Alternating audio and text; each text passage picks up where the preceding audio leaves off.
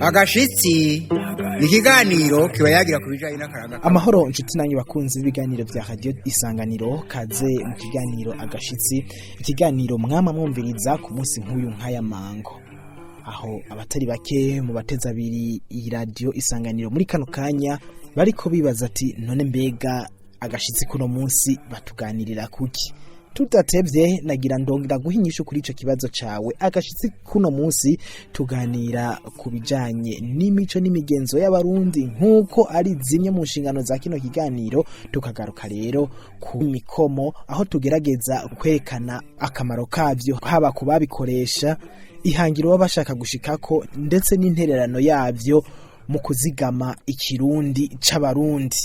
Ayo mayagwa ahanini yamye akunda gukoreshwa n'abungere, eka mbere n'abandi bantu bamwe yagiye arasubira inyuma buke buke kumvo zigiye zitandukana, nazo nyene muri kino kiganiro tukazigarukako, ariko bitavuze ko yazimanganye burundu mu ntumbero yo kuzigama ikirundi nyaco. Agashitsi cuno munsi tukaba dufise umutumire, nawe si uwundi ni Twagirayezu Fulgence, asanzwe akurikirana ivy'ikirundi muri kaminuza y'u Burundi. Agashitsi cuno munsi mwagiteguriwe na jewe Jerome Hakizimana, mukagishikirizwa na Radio Isanganiro. Nongeye kubaha ikaze. Agashitsi kagera, agashitsi mu gutangura kino kiganiro rero, reka mpakanya Twagirayezu Fulgence, hanyuma acagira ko adubwira imikomo niki, hanyuma tubandanye n'ibikurikira.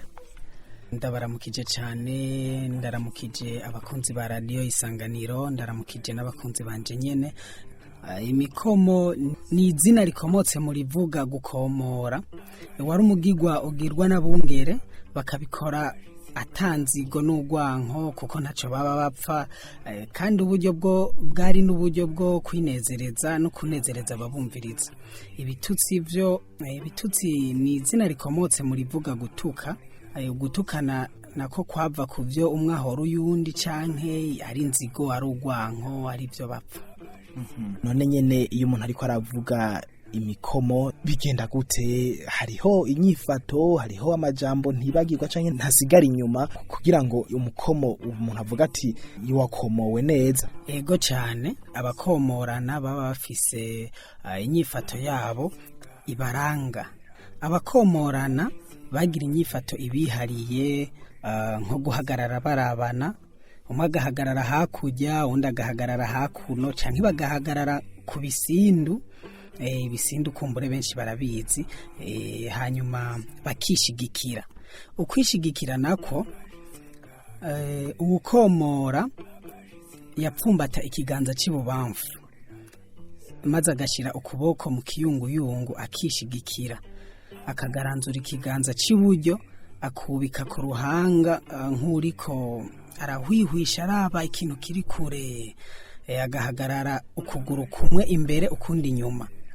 Iyo ananiwe kumbure atsinzwe arushijwe, yacahagarara atumberanije amaguru, akongera akerekana yuko atagishoboye gukomorana n'uwo muntu. Ku bitutsi navyo, ibitutsi nta nyifato vyagira, kuko ugomba kugutuka ahakuboneye hose niho yagutukira, kandi ntagire n'ivyo agutuka, ari naho havuye ujya mugani ugira ngo ugutuka nagutorera.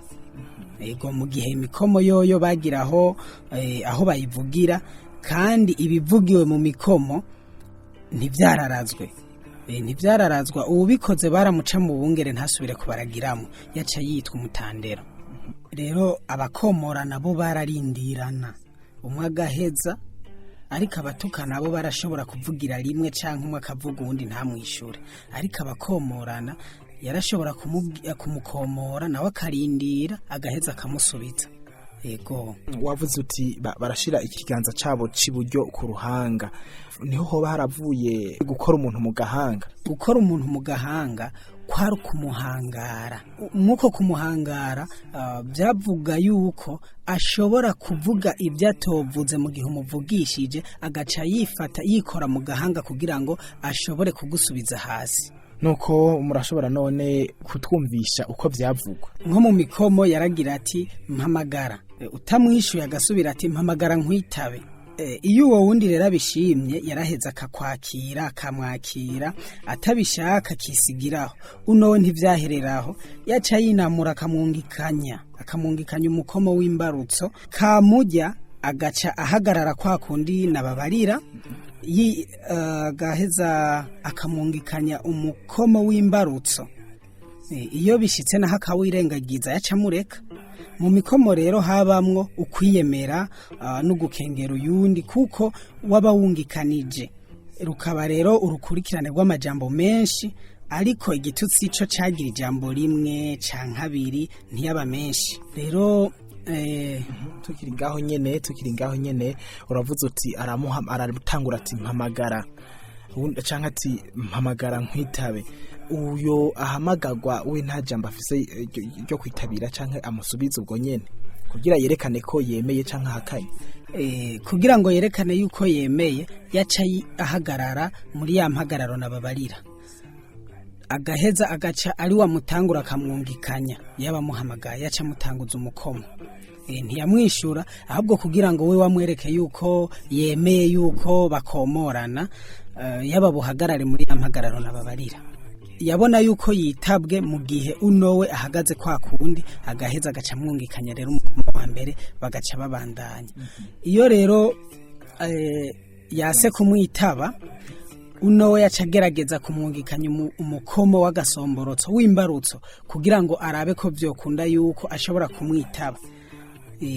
Agashobora nko kugira ati mpamagara nkwitabe nk'agasozi kashoye kwitaba kitabira kamo kishoka busa bw'inkombe nka ruvubu rwa myandagaro. Urumva nk'uwo mukomo, mpamagara nkwitabe nk'agasozi kashoye kwitaba kitabira kamo kishoka busa bw'inkombe nka ruvubu rwa myandagaro. Nk'uko rero nabibabwiye, haba mu kwiyemera mu ruhande rumwe n'urundi ruhande rwo gusuzugura uwo wundi akomoye. Urumva yuko we nyene yiyemeye, yigereranije n'agasozi kashoye kabaye karekare ingene kitabira akamo kishoka. Murazi y'umuntu ariko arasaturira hakurya ingene wumva yuko bisamiranira ku kandi gasozi. Rero nawe ariyemeye yuko niyamwitaba aza gusamirana mukomora kumwe yashoka isamirana ku gasozi.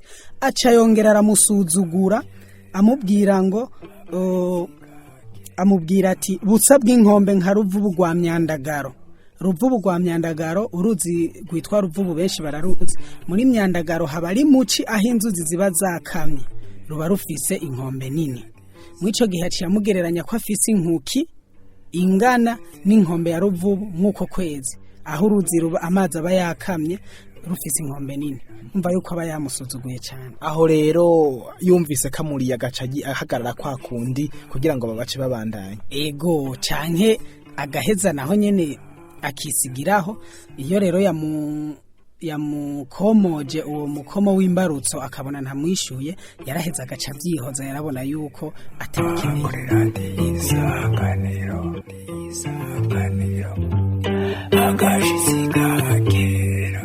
Kubo badufatiye hagati, ndabibutse ko turi mu kiganiro agashitsi kuri radio Isanganiro. Ikiganiro kiba yagira kubijanye n'imico n'imigenzo by'abarundi by'amibaranga aho hambere, eka mbere n'itunga kama ry'u Burundi biciye mu mayagwa n'iyindi migigwa. Muri kino kiganiro twagarutse ku bijanye n'ibikomo, twerekana n'akamaro kavyo mu gukomeza ikirundi nyaco camye kiranga abarundi kuva hambere. Nuko rero tubandanije no mutumire wacu twagira Yezu Fulgence asanzwe akurikirana ibijanye n'ikirundi muri kaminuza y'u Burundi, ngo nta kaburimvo kandi ngo nta kibura akamaro. Nakahe kamaro k'imikomo? Akamaro k'imikomo ubwa mbere, imikomo yaranezereza abayivuga, ikongera ikanezereza n'abariko barayumviriza.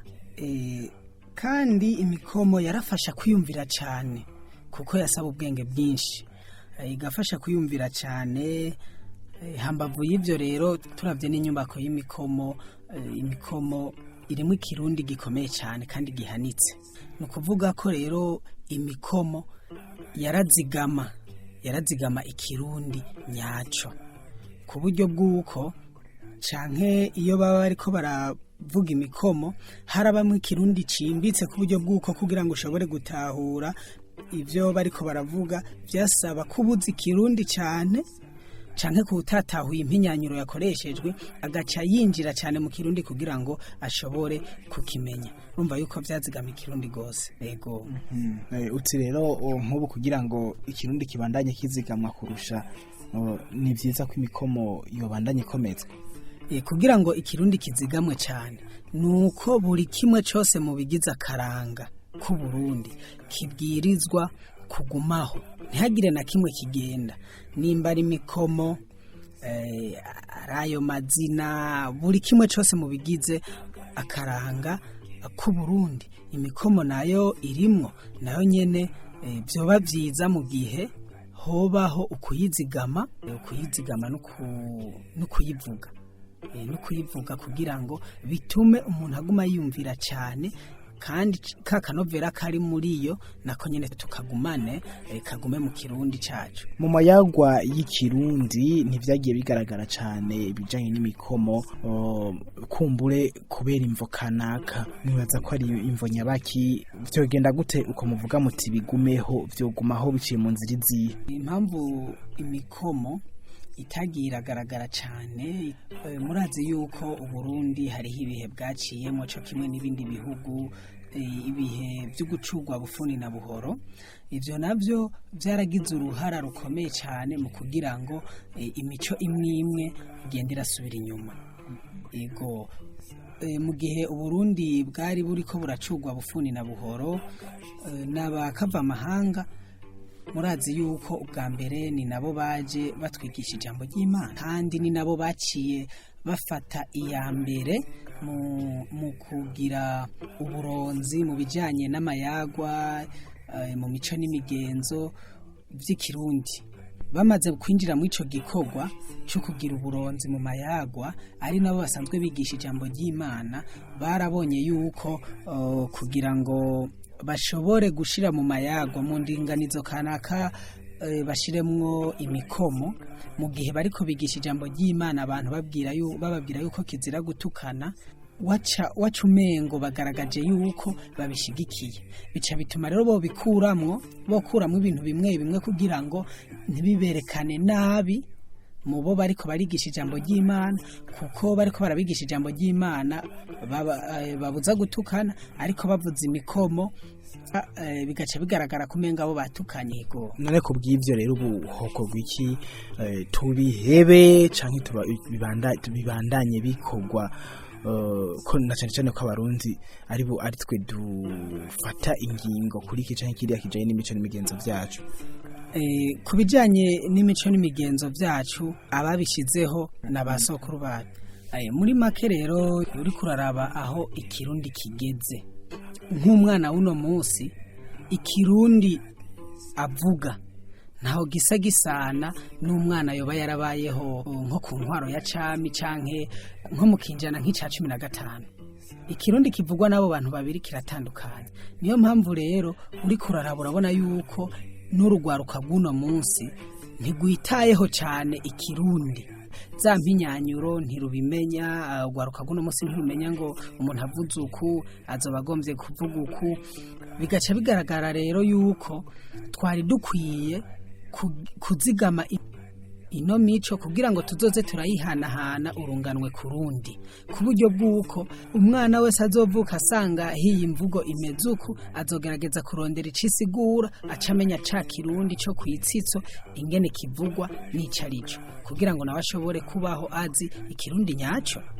Nuko twagira Yezu Fulgence, ndagukengurukire kuri kano kanya waduhaye. Ego menda bakengurukiye namwe, ndakengurukiye n'abakunzi b'iki kiganiro agashitsi. Murakoze cyane. Murakoze kandi namwe mwese mwari mugiteza abiri ikiganiro cuno munsi, mwagiteguriwe nanje Jehome Hakizimana, mugishikirizwa na radio Isanganiro. Ndabikebanure duhana isango ku wundi munsi. Agashitsi ni ikiganiro kiba yagira ku bijanye n'akaranga k'abarundi. cyahashitse